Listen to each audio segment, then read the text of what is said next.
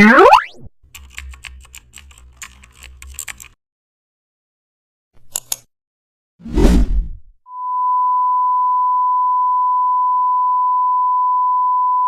everyone, welcome back to the channel and don't forget to like, share and subscribe for more updates. Today we are explore how to create a realistic frosted glass portrait effect.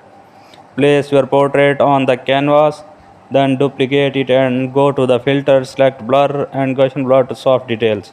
Now add a noise filter for gloss textures and lower opacity to make it semi-transparent.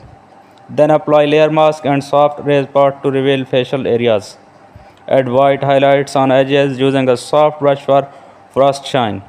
Go to the filter, distort and select glass and choose a fine texture preset. Then adjust distortion to look realistic but not harsh. Add consideration dots using a custom brush. Set blend mode to overlay for natural